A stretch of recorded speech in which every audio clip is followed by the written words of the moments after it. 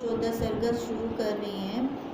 वशिष्ठ जी बोले, हे राम, जिस प्रकार यह जगत आभास फुरा है और भासित होता है वह सुनो। अब ये जगत सत्य कैसे लगने लगा, कैसे हमने इसको सच्चा मान लिया। अब सच्चा मान लिया तो इसको भुलाने की कोशिश कर रहे हैं।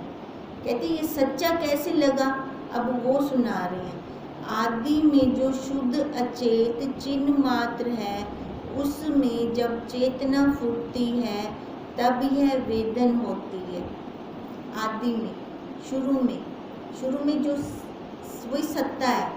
अब वो सत्ता देखो, जैसे हम बार बार कहते हैं स्टील की चादर है, उससे तो हम कुछ कर ही नहीं सकते।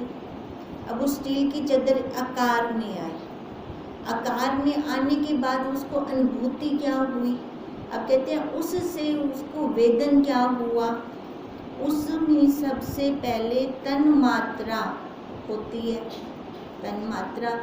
अब जैसे वो तत्व जुड़ते गए, एक एक इंद्री के साथ हम जुड़ते गए, फिर उसमें आकाश शब्द उत्पन्न हुआ। उसमें शब्द, सबसे पहले शब्द तन मात्रा हुई। उस शब्द का वो क्या है, इसका आकाश, शब्द आकाश का है ना, तो आकाश लगा, उसमें आकाश उत्पन्न हुआ। अब देखो हम साथ के साथ डेमो लेते जाते हैं एक बच्चे की। अब जैसे एक बच्चा पैदा होता है, अब बच्चे को आराम से दरवाज़ा बंद करी, उड़का निकल वेंदा इंदा, शब्द आया उसके अंदर। हम कैसे कहते हैं, अब छोटा सा नवजात बच्चा है, छोटा शिशु है, कैसे आराम से बंद करना, खड़का ना करें। कैसे बच्चों का उड़का निकल जाता है, किसको सुन के निकला, शब्द तन्मात्रा आ गई, आकाश आ गया। फिर स्पर्श की इच्छा होती है, तब वायु उपजती है, वायु और स्पर्श है ना। अब उसके बाद बच्चा हाथ पहचानने लगता है। क्या आदमी कौन हाथों की पहचान थी कि शक्ल की पहचान कैन थी, हाथ पहचानने लगता है। अब ये दूसरी तन मात्रा उसके अंदर आ गई, स्पर्श की। जब आकाश में क्षोभ होता है तब उस वायु और आकाश के संघर्षण से अग्नि उपजती है, अग्नि रूप है ना। अब पहचानने लगता है, पहचानता है, कोई और उठा ले तो उसके पास नहीं जाएगा, रोने लग जाएगा। अब रूप को उसने पहचानना शुरू कर दिया। जब अग्नि में उष्ण भाव होता है तब जल उत्पन्न होता है, अर्थात तेज की अधिकता होती है। अब देखो जल, अब ये जल तन मात्रा से उसके अंदर रस आ गया। अब पहले जब 2 तन मात्रा आई थी ना, तब वो बच्चा जैसे घुटनों के बल चलता है, जो चीज़ उसको दिखती है मुंह में डाल लेता है, उसको नहीं समझ ये लेनी है मुंह में कि नहीं लेनी। अब जब ये तीसरी जल की तन मात्रा आई उसके अंदर, फिर उसके मुंह में नींबू डालो, मुंह ऐसे ऐसे करता है, फिर पता है चलने लग गया ना। अब इसको रस का अनुभूति होने लग गई है। अब ये तीसरी तन मात्रा उसके अंदर जुड़नी शुरू हो गई, और जब उसकी अधिकता होती है तब जल उत्पन्न होता है। जब संवेद सा जल बहुत इकट्ठे होता है तब उसमें पृथ्वी उत्पन्न होती है। अब पृथ्वी से उसके अंदर क्या आ गया, पूरा शरीर।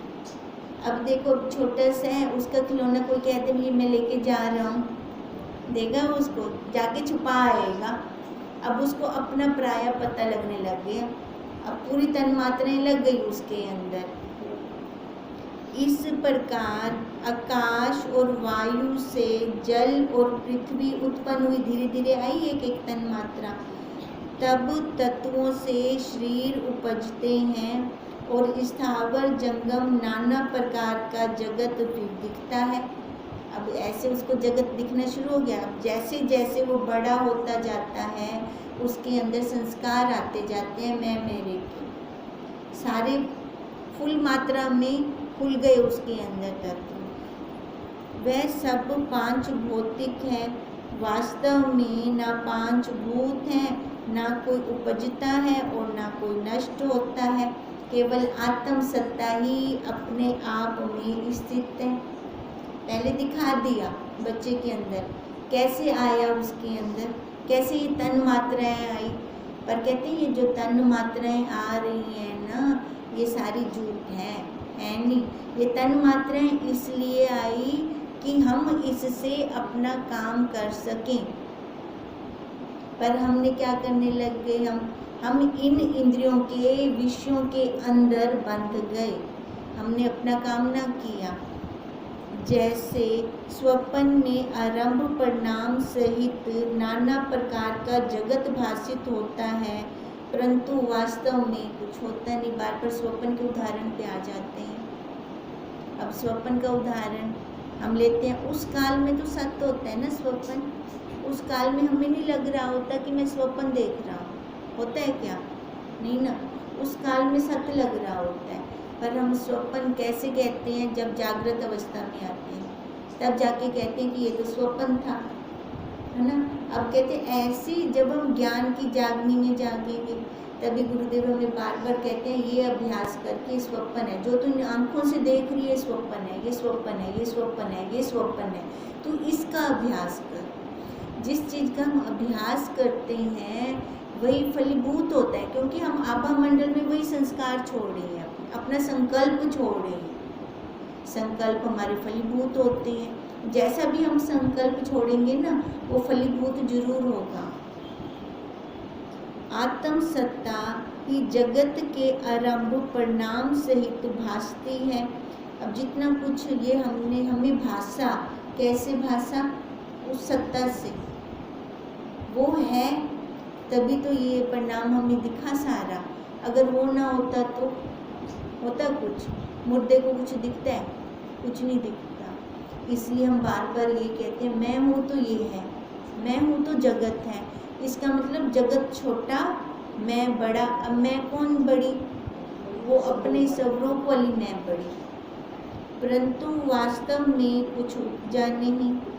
आत्म सत्ता ही चित्त के फूलने से जगत रूप भासती है, वैसे ही यह जागृत जगत भी जानो। कहते हैं ऐसे जान इस जगत को जो तेरे को दिख रहा है, ये जागृत जगत, ये तू है। उस आत्म सत्ता के सहारे से तू इसको देख पा रही है। जैसे दूर की वस्तु को हम दूरबीन से देखते हैं, हमें ऐसे नहीं दिखाई देती, ठीक है। ऐसे आत्मा रूपी दूरबीन से हम इसको देख पा रहे हैं। उसके बिना हमें ये नहीं दिखेगा, ठीक है। अब देखी तो वो दूरबीन से हमने सूक्ष्म जगत को देखा। अब वो सूक्ष्म जगत अब हमने देखना है।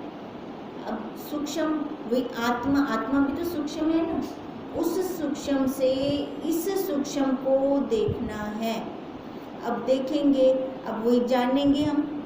ये सारा वही सूक्ष्म से सूक्ष्मता को जाना जाता है ना, उससे जानकर फिर इसको छोड़ देना है।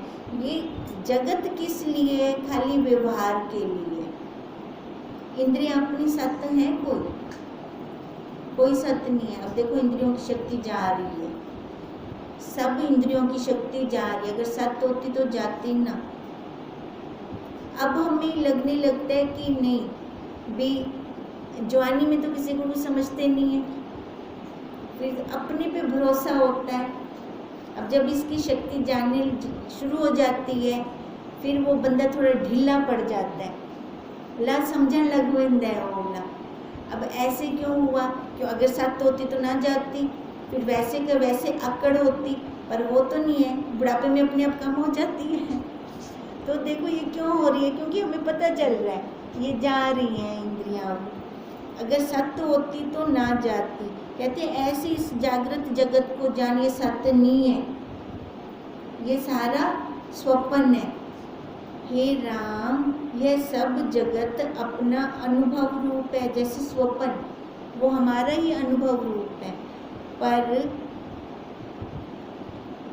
जब से आकार रहित दिखता है, जब भली भांति विचार करके देखते हैं तब ये जगत भरम मिट जाता है। देखो ये सारा क्या है, अनुभव रूप है। और जो जगत है ये हमें सारा आकार रूप दिख रहा है। और जब विचार, बार बार हमें कहते हैं ना, विचार कर विचार कर विचार कर, विवेक कर। और जब हम विवेक करते हैं, विचार करते हैं, तो ये जगत कहाँ जाता है, लय हो जाते हैं ना। अब कहते हैं ऐसे, जब तक हमारा होमवर्क भी तो यही चल रहा है ना, विचार करने का, है ना। जब भी कोई परिस्थिति है उसका विचार कर देने भी, तो को जो बनी ही ताते को दुख लगता पे, है ना। बनना तो वो जगत का ही हो गया, उसका ही अंग हो गया। अब कहते हैं जब भली भांति विचार करके देखते हैं तब जगत भरम मिट जाता है। केवल चैतन्य आत्म तत्व मात्र शेष रहता है। जब ये सारा खत्म हो गया, ऊपर वाली परतें सारी खत्म हो गई, लय हो गई, फिर क्या आ गया, अपना स्वरूप आ गया। फिर जैसे निद्रा दोष से स्वप्न में नाना प्रकार के क्षोभ होते हैं, और जब जागता है तब एक आप ही रहता है।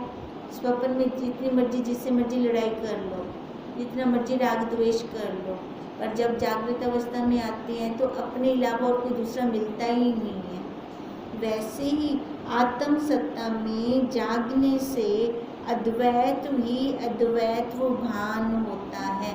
अब ऐसे जब हम अपने आप में जागते हैं, है ना, आत्म सत्ता में जब जागते हैं तो हमें क्या मिलता है, मेरे अलावा कोई दूसरा था ही नहीं। तभी गुरुदेव बार बार कहते हैं, ना अपने से राग होता है कभी, ना अपने से द्वेष होता है, हमेशा दूसरों के साथ होता है ये। पर जब जाग जाएंगे तब दूसरा खत्म हो जाएगा, तब अपना अपना ही रह जाएगा, खाली वही वही है, वही है, वही ब्रह्म है। हे राम, जो बोध समय में द्वैत कुछ न भाषित हो, तो अबोध समय में भी जानिए कि द्वैत्व कुछ नहीं है। जब बोध समय, जब ज्ञान काल में आ गए तो उस टाइम द्वैत्व नहीं रहता। तो कहते हैं अज्ञान काल में भी तो जान, पर अज्ञान काल में समझ कहाँ आएगा, अज्ञान काल में तो समझ नहीं आता। जब ज्ञान काल में आते हैं फिर जाके समझ आते हैं ना। अब हम इस अवस्था में बैठकर हम पीछे वाली अवस्था को भी जान सकते हैं, अब वाली अवस्था को भी जान सकते हैं, है ना। निर्णय निकाल सकते हैं क्या सही था क्या गलत था। पर जब हम पहली वाली अवस्था में हों तब ये वाली अवस्था को नहीं जान सकते, है ना, और परिणाम भी नहीं निकाल सकते। तब उस अवस्था में तो खाली मैं ही ठीक हूँ, मैं भी वही शरीर वाली में, है ना, और तो सारे ही गलत थे। और जब बोध के समय सत्य भाषित हो तो जानिए कि सर्वदा वही सत्ता है। अब हम जानते हैं ना वही सत्ता थी, अज्ञान काल में भी वही था। हे राम, यह निश्चय करो कि जगत कुछ वस्तु नहीं। अब क्या कह रहे हैं, निश्चय करो मतलब दृढ़ता करो कि जगत कुछ वस्तु नहीं। भले तेरे को दिख रही है ना, तो भी ये दृढ़ता हो कि है नहीं, ये सब क्या है, स्वप्न है। स्वप्न हमें दिखते हैं ना, पर जैसे जागृत अवस्था में आते हैं फिर खत्म हो जाता है, लय हो जाता है। उस काल में तो दिख रहा है ना, पर कितनी दृढ़ता है कि स्वप्न है। स्वप्न में कोई मेरे से ले गया पैसे, मैं जागृत अवस्था में जाऊंगी लेने उससे, क्यों नहीं जाती, दृढ़ता है ना, वो झूठ है ना। अब ऐसी इसकी दृढ़ता हो, ये झूठ है, ये सारा झूठ है। निश्चय करो कि यह सब वस्तु कुछ नहीं। जैसे आकाश में नीलता, किरणों में जल और रस्सी में सर्प दिखता है, वैसे ही आत्मा में जगत दिखता है। अब रस्सी में सांप है नहीं ना, फिर भी दिखा, ना होते हुए भी दिखा। पर जब पूरा प्रकाश हो गया फिर कहाँ गया सांप, आए नहीं। अब ऐसे कहते हैं ऐसी तो जन आत्मा में जगत है है ना। जब पूरा ज्ञान का प्रकाश हो जाएगा फिर कहेंगे है ही नहीं, और विचार करने से कुछ नहीं पाया जाता। हे राम, अपनी कल्पना से ही जीव को जगत रूप होकर भासित होता है। तो इसका मतलब हम अपनी कल्पना से कल्प रहे हैं। अब कल्पना भी कैसी, जो खाली मन के अंदर है। वैसे देखा जाए तो ये जितना जगत मैंने बनाया हमारे मन में ही है, बाहर नहीं है ना। जगत में हम किसको कहते हैं? जगत में कौन लेते हैं? बस यही होता है, मैं और मेरे वाले, है ना। अब ये मैं और मेरे वाले कोई सत्य है? ये हमारी कर्मों का लेन देन का भुगतान था, तो एक घर में इकट्ठे कर दिए भगवान जी ने, आपस में अपना भुगतान कर लो। सभी को देख लो, सभी को एक घर में इकट्ठे कर दिया जिनके जिनके साथ कर्मों का लेन देन था। तो हम वहाँ पे विचार करें कि हम वहाँ पे लेन देन अपना खत्म कर रहे हैं या उनके प्रति राग द्वेष करके और बना रहे हैं। भगवान जी ने कितनी सहूलियत दे दी हमें, सबको अपने अपने कर्मों का निबेड़ा करने के लिए एक घर में कर दिया है हमें। अब वहाँ पर हम सजगता से अपना लेन देन खत्म करें। ना कोई पति है, ना कोई बच्चे है, ना कोई माँ है, ना कोई बहन है, कोई कुछ नहीं है। हमारी कर्म के प्रारब्ध की लीला है ये सारी, पर हम वहाँ पे कितनी मोह आसक्ति कर लेते हैं। करते हैं कि नहीं करते? जबकि लेन देन का संबंध खत्म करना है हमें वहाँ पर। अब यहाँ से उठा रहे हैं गुरुदेव हमें, इसलिए बार बार कह रहे हैं कि विचार करें, कुछ नहीं है। हे राम, अपनी कल्पना से ही जीव को ये जगत भास रहा है और कुछ नहीं। जैसे स्वप्न की सृष्टि अपनी कल्पना है। अब सब एक ही बेड पे हम 4 जने या 2 या 3 सो रहे हैं, सबके स्वप्न अलग अलग। चाहे एक दूसरे के स्वप्न में हम घूम रहे हों, पता किसी को भी नहीं है। वो उसके स्वप्न में मैं आ रही हूँ, मेरे स्वप्न में वो आ रहा है, ना उसको पता है ना मेरे को पता है। तो ये कैसे आई स्वप्न? ये हमारे अंदर संस्कार हैं उनके प्रति संस्कार है, वो हमारे अंदर है ना। अब उन्होंने थोड़ी कहा कि तू अपने अंदर मेरे संस्कार रख, कहा ये हमने इकट्ठे किए, उनके कर्मों को मल्ला हमने, तो वो संस्कार अंदर गए हमारे। उन संस्कारों से हम स्वप्न देखते हैं। उससे क्या, ये निद्रा दोष से हमने ये स्वप्न देखा। अब वो स्वप्न की सृष्टि खाली मेरी कल्पना है, हम सबकी अपनी अपनी कल्पना है, परंतु निद्रा दोष से अपने से भिन्न देखते हैं।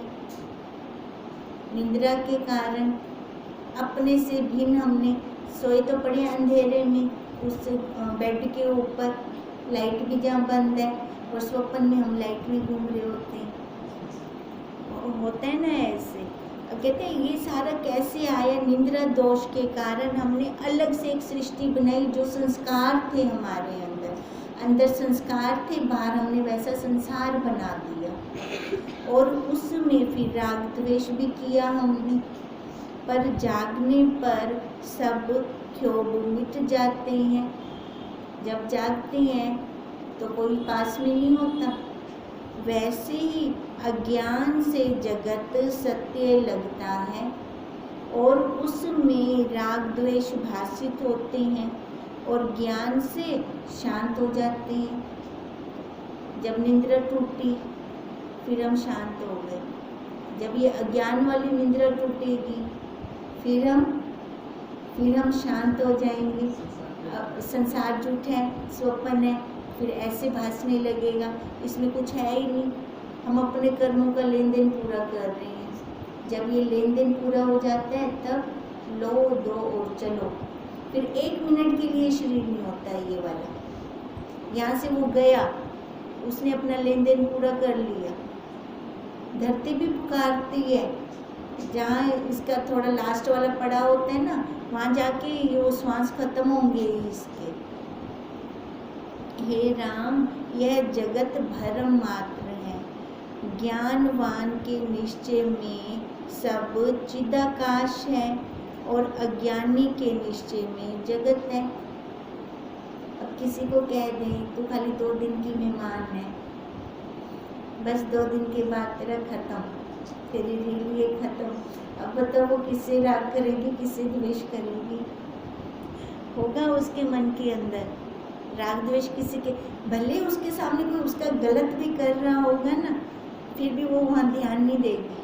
क्यों? उसको अपनी होगी ना। हाँ, अभी बस 2 दिन है, ये वैसे भी ये सारा कुछ रह जाना है, अब मैं अपना काम कर लूँ, अपना काम कर लूँ। किसी से राग द्वेष, भले उसके सामने कोई उसका जो कुछ मर्जी चाहे ले जा रहा हो उसका, है ना, चाहे उसको कुछ बोल रहा हो, उसने वहाँ ध्यान नहीं देना। उसको अंदर से लगा रहेगा बस दूर ही है, मेरे को दूर ही है, अपनी लग गई। अब वही बात है। अब जब इन्हीं समझ गए बस सारे को दूर ही है, हमारे पास 2 दिन है, हमारे पास 2 दिन है। अब 2 दिन वाला हम अपना हिसाब किताब रख लें ना, किसी से कुछ नहीं लेना देना होगा हमारा, और हमारा टाइम भी वेस्ट नहीं होगा। वहीं पे हम अपने आप के अंदर आ जाएंगे। ज्ञानवान के निश्चय में सब चिदाकाश है, यही निश्चय होता है उसके अंदर कि मेरे पास 2 दिन है बस। अब 2 दिन में वो कहाँ रहेगा? अपने स्वरूप में ही रहेगा। और अज्ञानी के निश्चय में ये जगत जेको लगे हाल ही में बरसों जीसा, उसको सारा जगत है उसके पास। यदि बड़े क्षोभ प्राप्त हों तो भी वे ज्ञानवान को डिगा नहीं सकते, क्योंकि उसकी दृढ़ता हो गई, क्योंकि उसके निश्चय में कुछ द्वैत नहीं फूटता, वह सदा एक रस ही रहता है। यदि प्रलय काल के मेघ गरजें, समुद्र उमड़े और पहाड़ के ऊपर पहाड़ पड़े, जिससे भयानक शब्द हों, तो भी ज्ञानवान के निश्चय में कुछ द्वैत्व नहीं फूटता। उसको यही रहेगा मेरे पास 2 ही दिन है बस, चाहे जो कुछ मर्जी सामने वाला करता रहे, उसको कुछ असर नहीं होने वाला। जैसे कोई पुरुष सोया पड़ा हो तो उसके स्वप्न में बड़े क्षोभ होते हैं और जागृत के निकट बैठे भी नहीं भाषित होते, वैसे ही ज्ञानवान के निश्चय में द्वैत्व कुछ नहीं भासता। अब एक पुरुष सोया पड़ा है, बहुत ड्रावना बहुत देख रहा है, एक उसके साथ जागृत बैठा हुआ है जागृत अवस्था में, उसको कुछ नहीं पता चल रहा। जो सोया पड़ा है वो भयानक देख रहे हैं अंदर सारा कुछ। कहते हैं ऐसे ज्ञानवान जो होते हैं ना, उसके अंदर द्वैत होता ही नहीं है, उसको द्वैत भासता ही नहीं है, क्योंकि है ही नहीं। अब उसकी दृढ़ता में तो वही है ना, सारा ब्रह्म है, सारा मैं ही मैं हूँ। और अज्ञानी को होते अन्न होते भासते हैं, जैसे बंध्या स्त्री स्वप्न में अपने पुत्र को देखती है। अन्न होता देखा ना, है तो नहीं उसका, पर उसने देख लिया, सो अन्न होता भी वह भरम से उसको भासा। वैसे ही अज्ञानी को अन्न होता जगत ये सत्य लगता है, जो बना नहीं है पर उसको सत्य लग रहा है। हे राम, भरम से अन्न होता जगत दिखता है और होते का अभाव प्रतीत होता है। अब अपनी अज्ञान वाली अवस्था को लें, अपना ये सारा जगत जो सत्य नहीं है वो सत्य लग रहा था, और जो सत्य है उसकी तरफ हमारी दृष्टि ही नहीं थी, जो कि था भी हमारे पास, है भी हमारे पास होते हुए भी हम उसको नहीं देख रहे थे। और किसको देख रहे थे? इस संसार को जो नहीं बना हुआ, अन्न होते हुए को देख रहे थे। जैसे बंध्या अन्न होते पुत्र को देखती है और पुत्र वाली स्वप्न में पुत्र का अभाव देखती है। हो गया ना दोनों का उल्टा काम। ऐसे हमारा भी उल्टा काम चल रहा था। वैसे ही अज्ञान से अन होता जगत सत्य भाषित होता है और सदा अनुभव रूप आत्मा का अभाव प्रतीत होता है।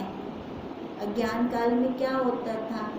अपने स्वरूप का अभाव था, है ना। और जो ये बाहर वाला जगत है इसका भाव था। सो भ्रम से ही और का और भाषा। दिन में सोया हुआ पुरुष स्वप्न में रात्रि देखता है और रात्रि को सोया हुआ स्वप्न में दिन देखता है। उल्टा उल्टा देख रही है ना। शून्य स्थान में नाना प्रकार के व्यवहार और अंधकार में प्रकाश देखता है। सो भ्रम से ही देखता है। पृथ्वी पर सोया मनुष्य स्वप्न में आकाश पर दौड़ता फिरता है और अपने को गड्ढे में गिरता देखता है। यह सब भ्रम से ही दिखता है। वैसे ही यह जागृत जीव भ्रम से जागृत को विश्व प्रिय देखता है, जो है नहीं। जागृत अवस्था में देख रहा है ये सारा, और देख क्या रहा है? जो नहीं बना हुआ उसको देख रहा है। जागृत और स्वप्न में कुछ भेद नहीं है। जागृत और स्वप्न में कुछ भेद नहीं है। है क्या भेद? नहीं। देखो, स्वप्न में जब जागृत अवस्था में आते हैं तो उसके बाद सारा लय हो जाता है, ठीक है। जब स्वप्न काल चल रहा होता है तब अन्न बना हुआ चल रहा होता है सारा। अब ऐसी जागृत अवस्था हम सबकी, इस जागृत अवस्था में ये अन्न बना हुआ हमें सत्य लग रहा है। अब जब स्वप्न से जागा तब मैंने माना ये झूठ है। तब इस जागृत अवस्था से जागूंगी जब मैं, तब मैं जानूंगी ये सब झूठ है। जैसे स्वप्न में मुर्दे भी बोलते चालते दिखते हैं, जैसे स्वप्न में तुमको नाना प्रकार का जगत दिखता है और जागकर कहते हो कि सब भ्रम मात्र था, वैसे ही मुझको यह जागृत जगत भ्रम मात्र जान पड़ता है। ये कौन कह रहे हैं? जाग गया, वशिष्ठ जी कह रहे हैं, है ना। वशिष्ठ जी कह रहे हैं, कहते हैं जब जाग कर स्वप्न को मैंने जाना ये सब झूठ है। अब ऐसे ही मेरे को जितना ये बना हुआ है ना स्थूल जगत, ये सारा मेरे को भ्रम मात्र जान पड़ता है। जैसे जल और तरंग में कुछ भेद नहीं। अब उधर से कहते हैं सब भ्रम मात्र जान पड़ता है, मतलब दृष्टि कहाँ पर है? अपने मूल पे है ना। अब मूल पे है तभी वो कह रही हैं जल और तरंग में भेद नहीं है। अज्ञानी क्या कहेंगे? तरंग को अलग कर देंगे, जल को अलग कर देंगे, गहनों को अलग कर देंगे, सोने को अलग कर देंगे। जबकि आकार आधार से जुड़ा हुआ है। आकार आधार के बिना रह सकता है? नहीं रह सकता। हमेशा हमेशा देखो जितने भी आकार है ना आधार के साथ जुड़े होंगे। अब मिट्टी के बर्तन मिट्टी से जुड़े हैं, सोने के गहने सोने से जुड़े हुए हैं, तरंग जल से जुड़ी हुई है। ऐसे हम सारे जीव सत्ता से जुड़े हुए हैं, उस ब्रह्म से जुड़े हुए हैं, है ना। हम आधार के बिना नहीं रह सकते बिल्कुल भी। जैसे ही मनुष्य एक ही से होते हैं और दो सूर्य हों तो उनमें कुछ भेद नहीं होता, वैसे ही जागृत और स्वप्न में कुछ भेद मत जानना। देखो, जाग कर कहती हैं कि सब भ्रम मात्र था, वैसे ही मुझको यह जागृत जगत भ्रम मात्र जान पड़ता है। ये वशिष्ठ जी बोल रहे हैं। जैसे जल और तरंग में कुछ भेद नहीं, वैसे ही जागृत और स्वप्न में कुछ भेद नहीं। जैसे दो मनुष्य एक ही से होते हैं और दो सूर्य हों तो उनमें भी कुछ भेद नहीं होता। अब मनुष्य में कोई भेद नहीं, सूर्य में कोई भेद नहीं, एक एक सत्ता हो गई ना। वैसे ही जागृत और स्वप्न में कुछ भेद ना जानना, मतलब जो ये देख रहे हो ना, ये सब स्वप्न है। हम ब्रह्म जी के स्वप्न में है कि नहीं है ना। देखो अब हमें अपने स्वप्न की अनुभूति है, ब्रह्म जी की स्वप्न की अनुभूति नहीं है। अब कहते हैं वो भी स्वप्न जो हमने देखा और ये भी स्वप्न जो ब्रह्म जी के स्वप्न में, हम सारे स्वप्नर हैं, हम वही स्वप्न के अंदर घूम रहे हैं। तो स्वप्न में भेद कैसे हुआ? पर हमने इस स्वप्न को जागृत बना दिया, हमने बनाया है ना ये इस स्वप्न को जागृत। तभी वो कह रही हैं वैसे ही जागृत और स्वप्न में कुछ भेद ना जानना। राम ने पूछा, हे भगवान, स्वप्न की प्रतिभा अल्प मात्र भासती है, थोड़ी देर की होती है ना। हाँ, और मनुष्य शीघ्र ही जाकर कहता है कि यह भ्रम मात्र था। अज्ञानी वाला स्वप्न ही रह गया ना। अज्ञानी मतलब सुनते ही स्वप्न है, जागते ही स्वप्न है, वो तो है, तो हमेशा ही स्वप्न। तभी तो कहते हैं मनुष्य शरीर मिला, किया क्या, अपना काम किया, संसार के सारे काम कर दिए। मनुष्य शरीर का ये बेनिफिट है हमें, उसने ये इंद्रियां हमारी हेल्प के लिए लगाई हैं, हम अपने स्वरूप को जान सकें। अपने स्वरूप को तो हमने जाना ना, और सारे संसार को जान लिया तो खाक जाना, कुछ ना जाना। जब हमने अपने स्वरूप को जाना, चाहे और कुछ जानना चाहे ना जानना, तो भी हमने सब जान लिया। तभी ये कह रही हैं कि हे भगवान, अब राम जी ने प्रश्न किया ना कि जो स्वप्न की प्रतिभा अल्प मात्र भासती है और मनुष्य शीघ्र ही जाकर कहता है कि वह भ्रम मात्र थी, और जागृत में वह दृढ़ होकर भासती है। प्रश्न समझ में आया है ना। जो स्वप्न हम देखते हैं वो तो थोड़े काल का होता है, साथ के साथ हम कह देते हैं ये मिथ्या है। पर जो ये जागृत वाला स्वप्न आप कह रहे हो, वशिष्ठ जी को कह रहे हैं, ये तो चिरकाल का है, इसको मिथ्या कैसे जानने। पर तुम दोनों को समान कैसे कह रहे हो? अब उन्होंने बोला ना जागृत और स्वप्न एक समान जानो। अब कहते हैं इसको एक समान कैसे कह रहे हैं आप? अब ये करेंगे कल, जल्दी नहीं करनी, आराम से। ओम तम नमामि हरिं परम, ओम तम नमामि हरिं परम, ओम तम नमामि हरिं परम। क्या निकले आज हमारा?